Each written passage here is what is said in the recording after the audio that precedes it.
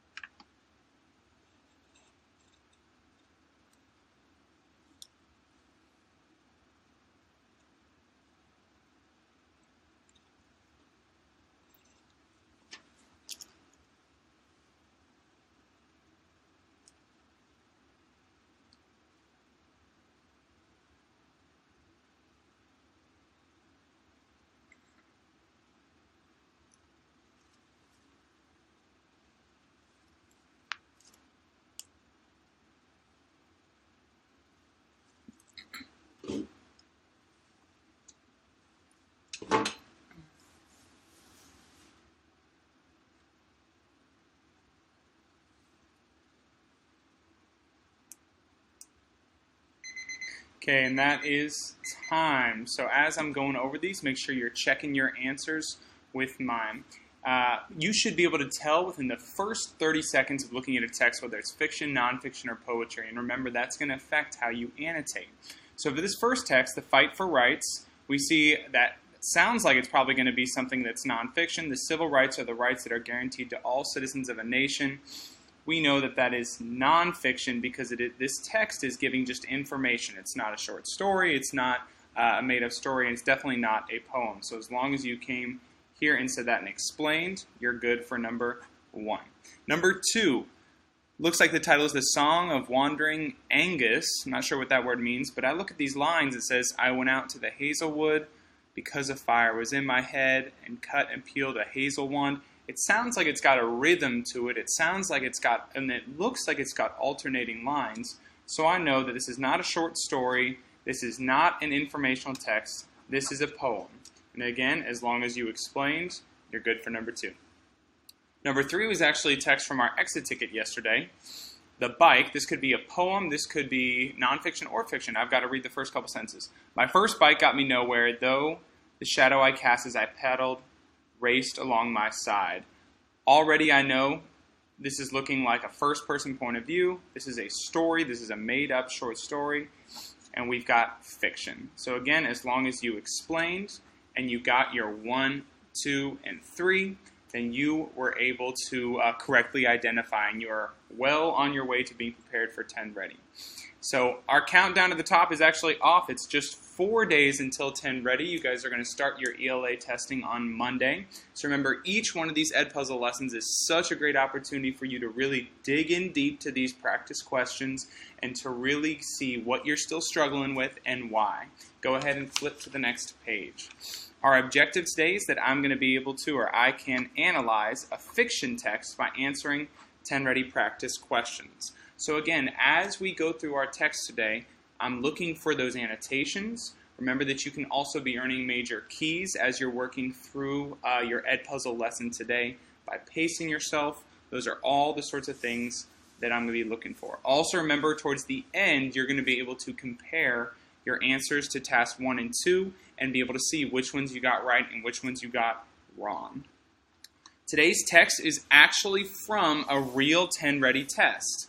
Just looking at it, something you'll notice, it's a little bit longer than the one we had yesterday. Now the text is spaced out a little bit more, the font's a little bit bigger than yesterday, but you'll notice that these 10 Ready passages are a little bit longer than the ones we've seen before. So just prepare yourself for that. You're still well prepared. As you're looking at this text, again, remember you're looking for character, setting, and problem, and that you're going to be looking to identify that as we go. As I start reading, I'm going to start your annotations on page 1 and 2.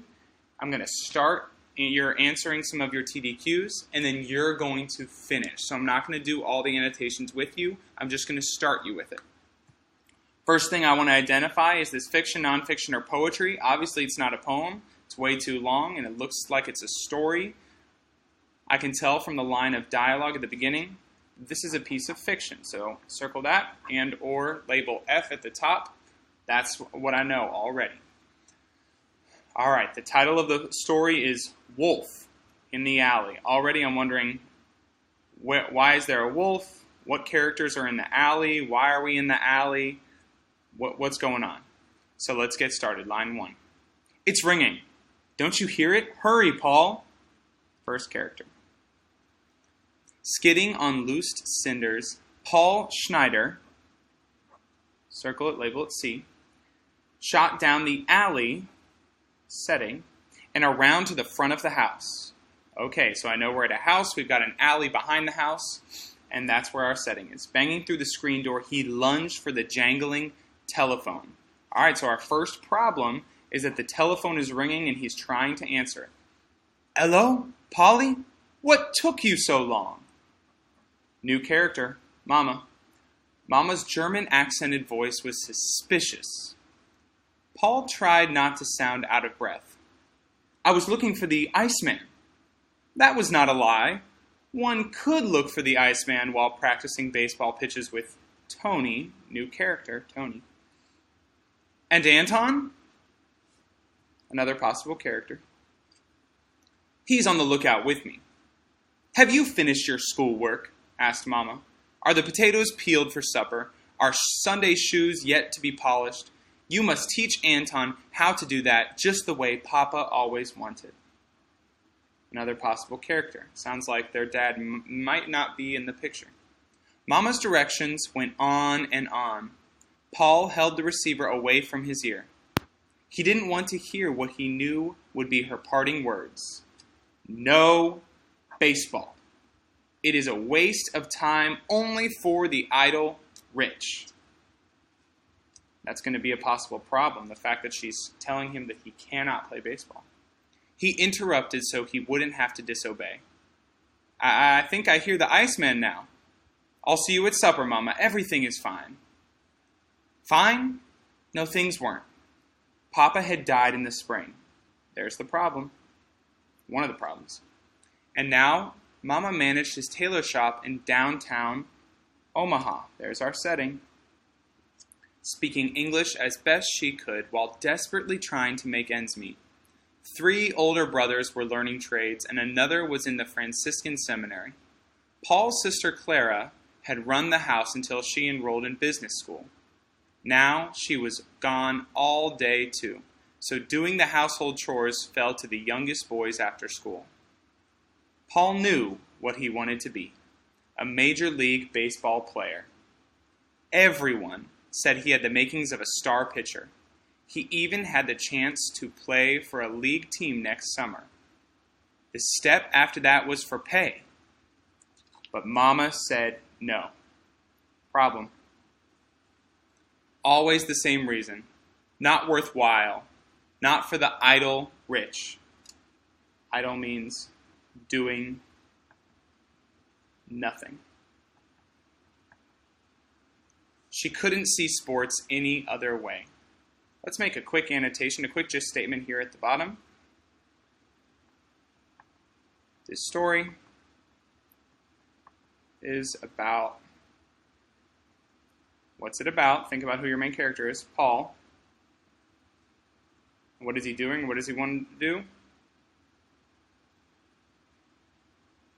Who has to do the chores.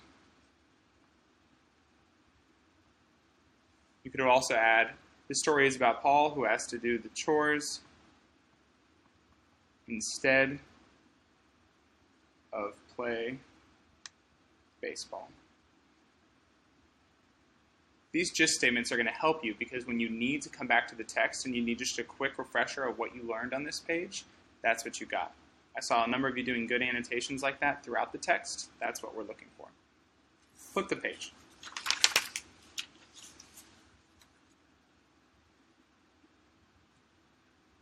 Angry and quite sorry for himself, Paul grumbled as he went back to find Tony. Several days later, a college student appeared at the door.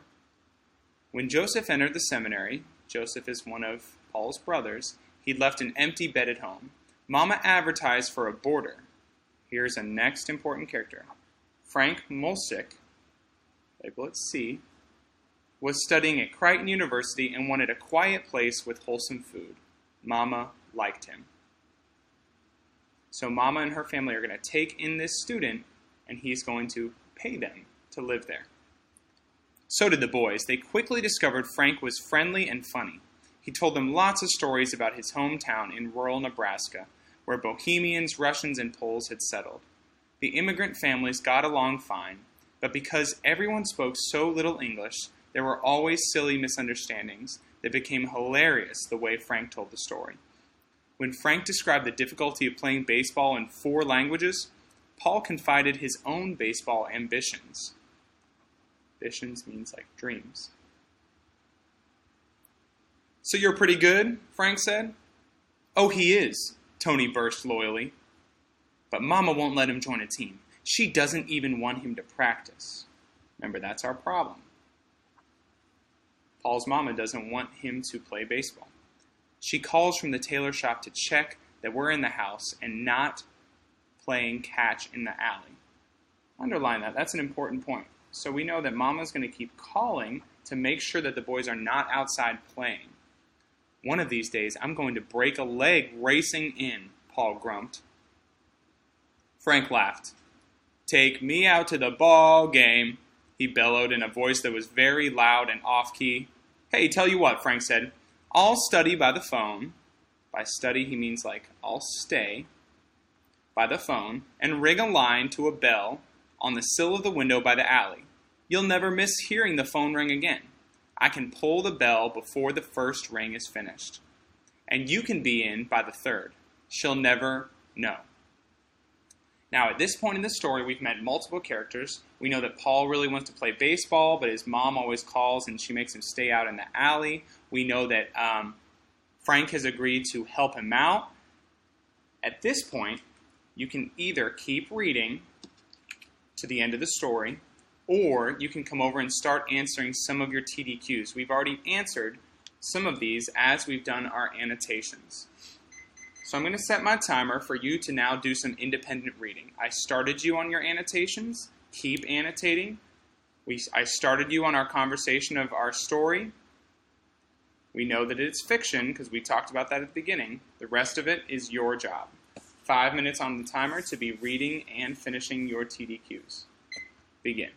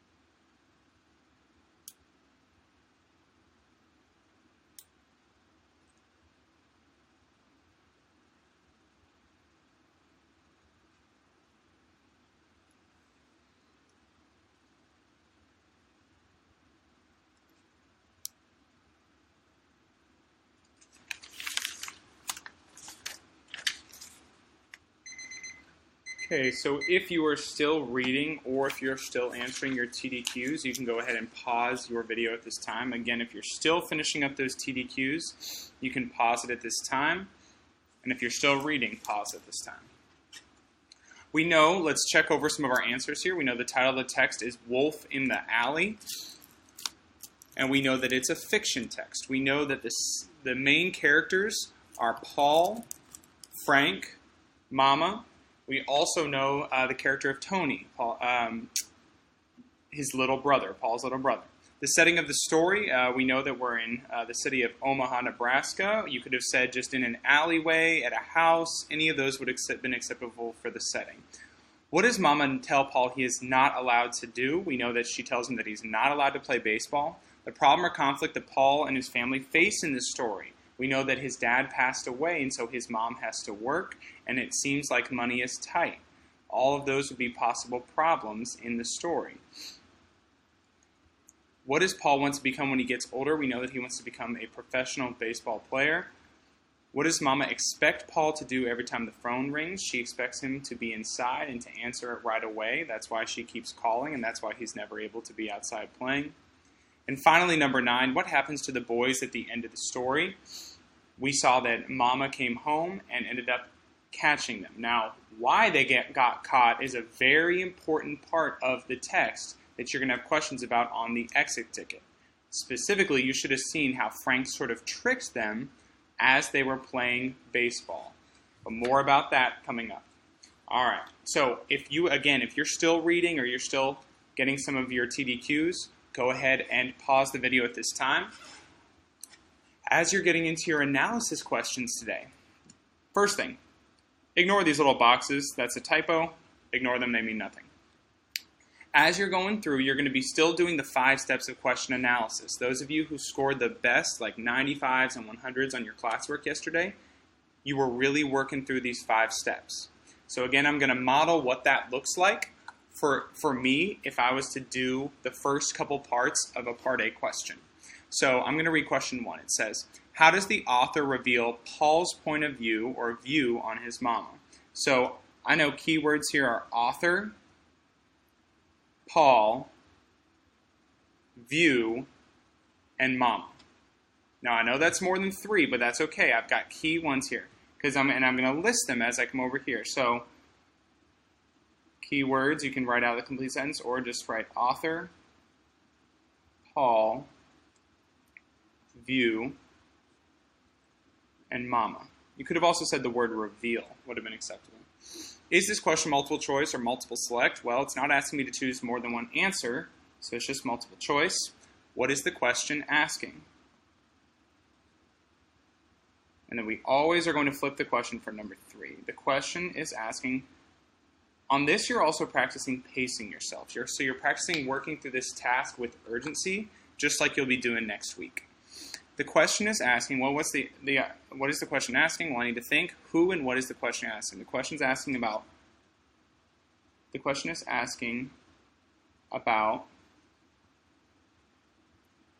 how the author shows Paul's feelings of his mother.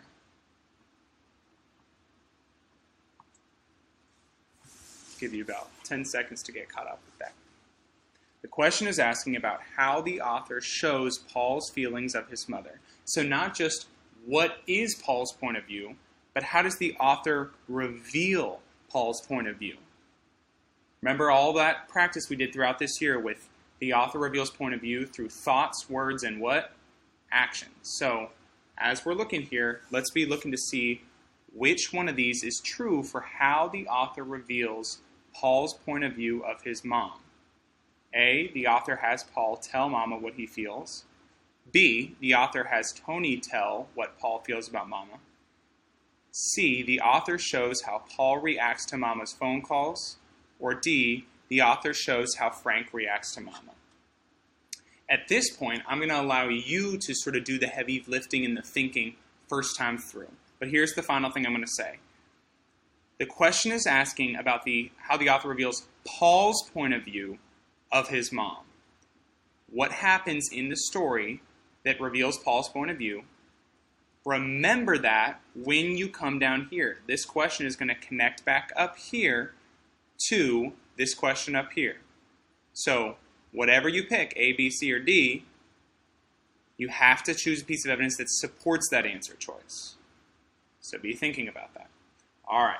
So at this time, I'm going to release you to do about 10 minutes at least of independent practice guiding through the 5 steps. Cross out your wrong answers. Make sure that you explain in detail, either citing a piece of evidence or giving detailed reasoning why that's the best answer, and pacing yourself. 10 minutes is going on the timer. You're doing task 1 and 2. Once you finish task 1 and 2, wait for that timer to go off, and you'll be ready to move to task 3. 10 minutes, and begin.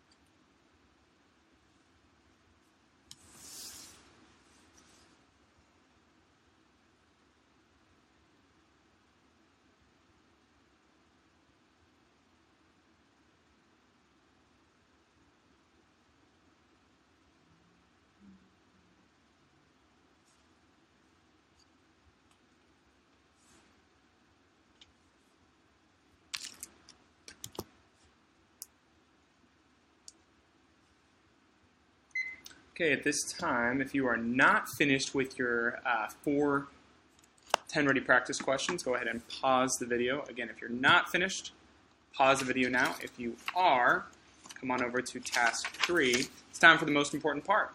Let's look to see which questions you missed and why. When you see the answer key here, please go back and you need to correct any questions that you missed. So any questions that you missed, you need to look really closely at that correct answer, and you need to fix your explanation of why that's the correct answer. If you are really struggling to figure out why that question is what it is, shoot that hand up in the air, and I will come over and we'll sort of talk through it together. But look back through each of these answer choices, and if you got it right, put a check mark. If you missed it, go ahead and fix it. For this last 10 minutes, you're going to be working on completing task 3, working through each of these, and then moving to your exit ticket. For your exit ticket today, it is going to be the same text, just a few more questions, really going deep into the text we read today. So 10 final minutes is going on the timer. Actually, we'll do 12. 12 final minutes is going on the timer. Read back over, check over your answers. If you missed it, you really should be wondering why? Why did I miss it? What was the distractor answer choice? What was wrong about my other answer choice? 12 minutes on the timer, and begin.